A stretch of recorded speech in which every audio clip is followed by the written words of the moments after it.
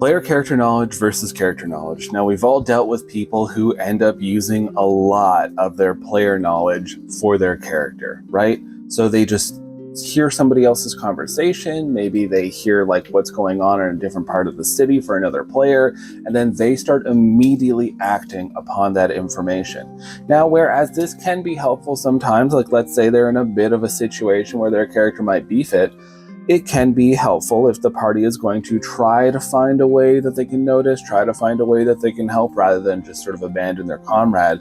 But it could be even more frustrating when this is supposed to be a moment for that specific character, and then other characters are intruding upon it when they would have no other way of knowing. We often try to create these very dramatic moments as GMs of, like a very specific thing happening to someone.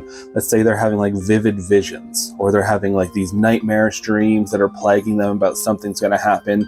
Maybe they end up getting affected by a cursed magic item. Something is happening specifically for that character, so then that person can roleplay their character in a way that will affect the rest of the party. But when you have that player that just sits there and goes like, actually, since they're having these nightmares, I'm going to do this. And then like they just act upon it, even though the character would really have no idea, it could be frustrating. The solution? Calling them out.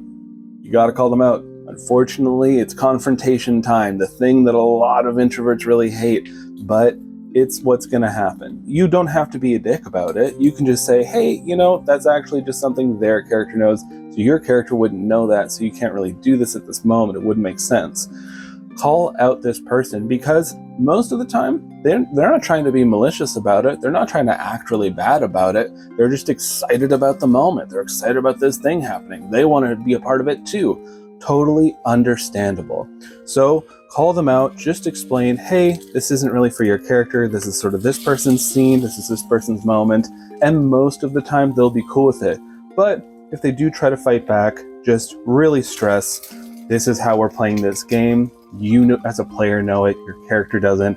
And if they really double down, well, sometimes the table isn't meant for everyone. So if this person finds they can't get along with how the table runs, they can't get along with the rest of the group, then unfortunately sometimes it just means you got to find a new table. That's all.